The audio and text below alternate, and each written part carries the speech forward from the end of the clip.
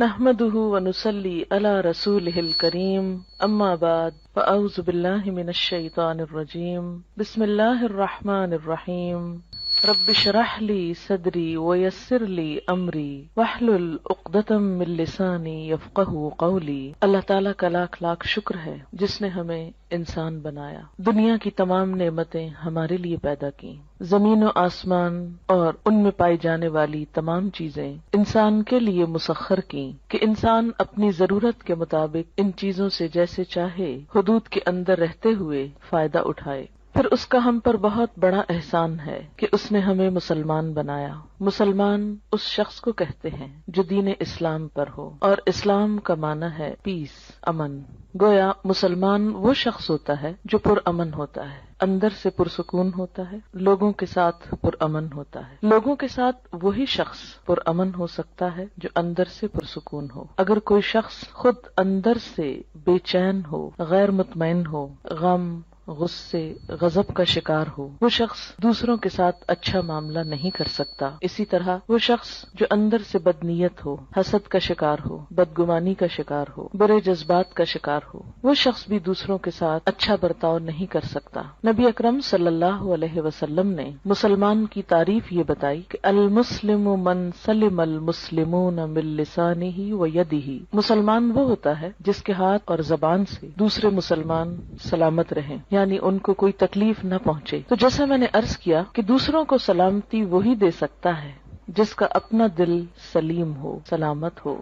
دل کی سلامتی، دل کا اطمینان اور دل کا سکون اللہ کے ذکر میں ہے۔ قرآن پاک میں اللہ تعالیٰ فرماتے ہیں الا بذکر اللہ تطمئن القلوب، خبردار اللہ کے ذکر ہی سے دل اطمینان پاتے ہیں۔ جب دل مطمئن ہو جائیں، پرسکون ہو جائیں، تو ایسے شخص کی گفتگو میں بھی ایک ٹھہراؤ آ جاتا ہے، پرسکون ہو جاتا ہے، پھر وہ دوسروں کے ساتھ معاملہ کرنے میں بھی پرامن رہتا ہے۔ اس کے لیے ضروری ہے کہ ہم سب اللہ کا ذکر کرنے والے ہوں، اللہ کو یاد کرنے والے ہوں، اللہ سے دعا کرنے والے ہوں۔ اسی وجہ سے آج کی اس شام چند دعاؤں کا انتخاب کیا گیا ہے جن کو ہم اگر اپنی زندگی کا حصہ بنا لیں تو لازمی طور پر ہمارا دل پرسکون ہو جائے گا، ہمارے حالات بہتر ہوں گے، اور یہ سب کچھ ہمیں دنیا میں بھی ایک اچھا انسان بننے میں مدد دے گا۔ اور دنیا میں اچھا انسان بننا اس لیے بھی ضروری ہے کہ یہ دنیا پرامن ہو اور اس کے نتیجے میں ہماری آخرت پھر خوشحال ہو۔ ہم سب جنت کی خواہش رکھتے ہیں، ہم سب جنت کے امیدوار ہیں، جنت کے انتظار میں ہیں، لیکن یاد رہے کہ جنت پرامن لوگوں کی بستی ہے۔ جنت میں وہی جا سکتا ہے جو یہ ثابت کرے کہ میں ایک پرامن انسان ہوں۔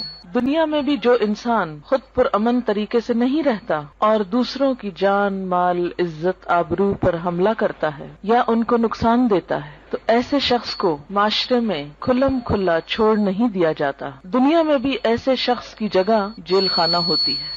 ایسے لوگ جو معاشرے کا سکون برباد کریں، معاشرے میں بے چینی پیدا کرنے کا سبب ہوں، ان کو دنیا میں بھی پکڑ کر قید کر دیا جاتا ہے، اور اگر وہ دنیا کی قید سے بچ بھی جائیں، ان کا کوئی جرم ثابت نہ ہو سکے اور دنیا میں کوئی سزا نہ پا سکیں، تو آخرت میں ایسے لوگوں کے لیے پھر یقینی طور پر جیل خانہ ہے۔ اللہ کے جیل خانے کا نام جہنم ہے۔ وہ کون سی چیزیں ہیں جو انسان کو جہنم میں لے جاتی ہیں؟ ان میں انسان کی بری نیت سب سے پہلے آتی ہے۔ اگر کوئی شخص خانہ کعبہ کا طواف بھی کر رہا ہو لیکن اس کی نیت اللہ کو خوش کرنا نہیں، لوگوں کے سامنے اپنی نیکی کا پرچار کرنا ہے، تو اس کی وہ نیکی جعل سازی شمار ہوگی، قابل قبول نہ ہوگی۔ اسی طرح دوسری چیز جو انسان کو اللہ تعالیٰ کی نظر میں گراتی ہے وہ زبان کا غلط استعمال ہے۔ جھوٹ، چغلی، غیبت، دوسرے کو تانا دینا، یہ تمام چیزیں انسان کو اللہ تعالیٰ کی نظر میں گرا دیتی ہیں۔ یہاں تک حدیث میں آتا ہے کہ بسا اوقات انسان باقی زندگی میں کچھ اچھے ہی کام کرتا ہے لیکن اپنی زبان سے بعض اوقات ایسا کلمہ نکالتا ہے، ایسی بات نکالتا ہے کہ اس ایک بات کی وجہ سے وہ جہنم کی گہرائیوں میں جا پہنچتا ہے۔ ازواج مطہرات میں سے ایک نے دوسری کے قد کے بارے میں کچھ اظہار خیال کیا کہ فلاں تو ٹھنگنی ہے، ٹھنگنی کہتے ہیں جس کا قد چھوٹا ہو۔ آپ صلی اللہ علیہ وسلم نے یہ لفظ سن لیا،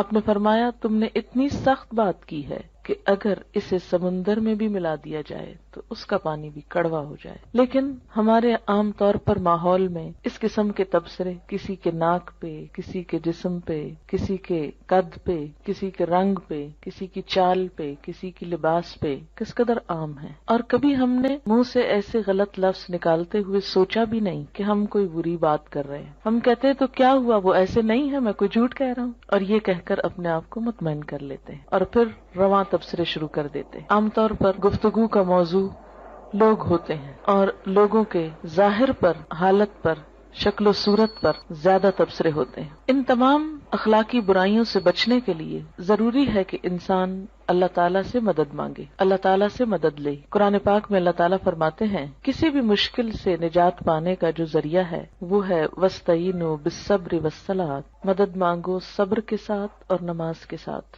نماز اللہ کے ذکر کا بہترین طریقہ ہے، اللہ کو یاد کرنے کا. نماز ایک دعا بھی ہے، لیکن نماز کے علاوہ یا نماز کے بعد بھی اللہ کو یاد کرنا اہل ایمان کا طریقہ ہوتا ہے. دعا ایک عبادت ہے، نہ صرف یہ کہ عبادت ہے بلکہ عبادت کا بھی نچوڑ ہے، عبادت کا بھی اعلیٰ ترین حصہ ہے. حدیث پاک میں آتا ہے کہ جو اللہ سے دعا نہیں مانگتا اللہ تعالیٰ اس سے ناراض ہو جاتا ہے. بعض اوقات ہم یہ سمجھتے ہیں کہ اللہ کو تو پتہ ہی ہے ہم کو کیا چاہیے اور وہ تو ویسے بھی دے سکتا ہے، ہمیں مانگنے کی کیا ضرورت. نہیں، آپ صلی اللہ علیہ وسلم نے فرمایا جو لوگوں سے مانگتا ہے لوگ اس سے ناراض ہوتے ہیں، اور جو اللہ سے نہیں مانگتا تو اللہ تعالیٰ اس سے ناراض ہوتا ہے. تو ہمیں لوگوں کی طرف توقع رکھنے اور ان سے مانگنے کی بجائے اللہ کی طرف رجوع کرنا چاہیے. دعا انسان کی بندگی، عاجزی اور اس کی عبادت کا ایک ذریعہ ہے، ایک طریقہ ہے. اللہ تعالیٰ اس بات کو ناپسند کرتے ہیں کہ کوئی بندہ اس کے آگے ہاتھ پھیلائے اور پھر وہ ان ہاتھوں کو خالی لوٹا دے، کیونکہ وہ کائنات کا بادشاہ ہے. لیکن عموماً ہم دعا مانگنے میں کچھ ایسی غلطیاں کرتے ہیں کہ جن کی وجہ سے دعا قبول نہیں ہوتی. اس میں سب سے بڑی غلطی یہ ہوتی ہے کہ بسا اوقات ہم دعا تو مانگتے ہیں لیکن غفلت کے ساتھ توجہ نہیں کرتے، ہمیں یہ نہیں پتا ہوتا ہم مانگ کیا رہے ہیں. بعض اوقات کیا کرتے ہیں، کسی مشکل کے لیے وظیفہ تو پڑھتے رہتے ہیں، کوئی مخصوص آیت 1000 دفعہ پڑھ لی، 2000 دفعہ پڑھ لی، لیکن دعا نہیں مانگتے. ہم سمجھتے ہیں کہ صرف یہ آیت پڑھنے سے ہی کام ہو جائے گا. اس طرح ہم اپنے اوپر ایک ناروا بوجھ بھی ڈالتے ہیں اور دعا سے بھی محروم رہتے ہیں. بعض اوقات ایسی دعائیں مانگتے ہیں جو اس موقع کی مناسبت سے نہیں ہوتی. بعض اوقات ہم کچھ چیزیں تو مانگ لیتے ہیں روٹین میں یا رٹے رٹائے جملے بول دیتے ہیں لیکن ان کو محسوس نہیں کرتے. اور بعض چیزیں ہماری ضرورت کی ایسی ہوتی ہیں کہ جن کو مانگنے کا ہمیں سلیقہ ہی نہیں آتا کہ وہ بھی مانگنی چاہیے. اس لیے وہ تمام چیزیں ہم مانگیں جو نبی صلی اللہ علیہ وسلم نے مانگی. وہ کیوں، کس لیے؟ اس لیے کہ آپ ہمارے لیے ایک بہترین نمونہ تھے. آپ کی دعائیں بھی قبول ہوئیں، آپ کے مانگنے کا طریقہ بھی ہم سے زیادہ بہتر تھا،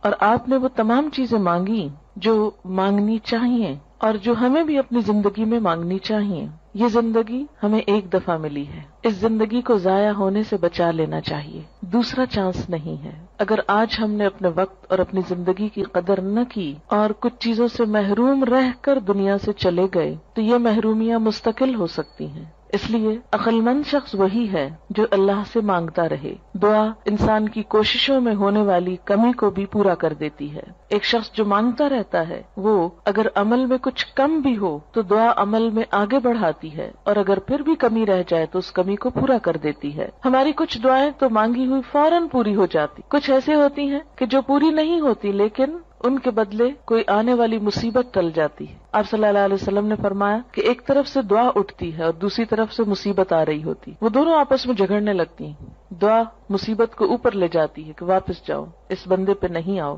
اور مصیبت اترنا چاہتی. پھر فرمایا جس میں زیادہ زور ہوتا ہے وہ دوسرے کو دبا لیتی. اگر دعا میں طاقت ہے، دعا میں قوت ہے، شوق ہے تو وہ مصیبت کو واپس لے جائے گی. اور اسی طرح اگر دعا پھیکی ہے، ڈھیلی ڈھالی ہے، یا مانگی نہیں یا پوری نہیں تو پھر مصیبت آ جاتی ہے. تو دعا کا ایک فائدہ کیا ہے؟ بسا اوقات وہی چیز مل جاتی جو ہم مانگ رہے ہوتے ہیں. بعض اوقات وہ تو نہیں ملتی، وہ جا رہی ہوتی ہے لیکن راستے میں وہ ایک آنے والی مصیبت کو واپس لے جاتی. مثلا انسان پہ کوئی بیماری آنے والی ہوتی اور انسان کو نہیں خبر کہ اس کے ساتھ یہ ہونے والا ہے. انسان کچھ اور مانگ رہا ہوتا ہے، مال مانگ رہا ہوتا ہے، اولاد مانگ رہا ہوتا ہے، گھر مانگ رہا ہوتا ہے، یا جو ہماری عام روزمرہ زندگی میں مانگنے کی چیزیں. اب اس کو وہ تو نہیں ملتا جو وہ مانگ رہا ہے، لیکن وہ مصیبت ٹل جاتی ہے جو آنے والی تھی، کیونکہ اگر وہ آ جاتی تو یہ مانگی ہوئی چیز ملنے کے باوجود وہ اس کی خوشی نہ دیکھ سکتا. مثلاً اگر ایک انسان کی موت آ رہی اور وہ زندگی نہیں مانگ رہا، وہ گھر مانگ رہا ہے. اگر اس کی دعا اسی طرح قبول کر لی جائے، اس کو ایک اچھا گھر مل جائے، لیکن گھر ملتے ہی اس کی زندگی باقی نہ رہے، تو اس کو اس گھر کے ملنے کا کیا فائدہ ہوا؟ کوئی فائدہ نہیں، کیونکہ وہ تو زندہ ہی نہ رہا. اس لیے اللہ تعالیٰ کو زیادہ بہتر طور پہ پتا ہوتا ہے کہ اس وقت ہماری ضرورت زندگی ہے یا گھر ہے، مثلاً یا صحت ہے یا اولاد ہے. بعض اوقات انسان اولاد کی دعا کرتا ہے، بیٹے کی دعا کرتا ہے، جو ہمارے معاشرے میں عام طور پر ہے، لیکن اللہ تعالیٰ وہ نہیں دیتا، اس کے بدلے میں کچھ اور دے دیتا ہے جو اس سے زیادہ انسان کی ضرورت ہوتا ہے. تیسرا طریقہ یہ ہوتا ہے کہ جو کچھ انسان مانگتا ہے وہ نہ تو وہ ملتا ہے، نہ مصیبت ٹلتی ہے، بلکہ آخرت کے لیے جمع ہو جاتا ہے، انسان کی نیکیوں میں بدلتی جاتی ہے دعا. کوئی مانگی ہوئی دعا ضائع نہیں جاتی. یہ یاد رکھیں کہ دعا ایک ایسی نیکی ہے جو ضائع نہیں ہوتی، وہ اپنا اثر ضرور رکھتی ہے. کچھ کام تو ایسے نا جو ہم کرتے بھی رہیں تو ضائع ہوتے جاتے ہیں، کوئی نتیجہ ہی نہیں نکلتا. مثلا دنیا میں کئی ایسے بزنس ہوتے ہیں، انویسٹ کرتے ہیں لیکن اس کو کوئی فائدہ نہیں ہوتا، الٹا نقصان میں جاتے ہیں. لیکن دعا ایسی انویسٹمنٹ ہے جو ضائع نہیں جاتی. آپ مانگتے چلے جائیں، اگر دنیا میں کچھ نہیں بھی ملا تو آخرت میں اس کے بدلے میں اتنا کچھ جمع ہو جائے گا کہ وہاں جا کر انسان تمنا کرے گا،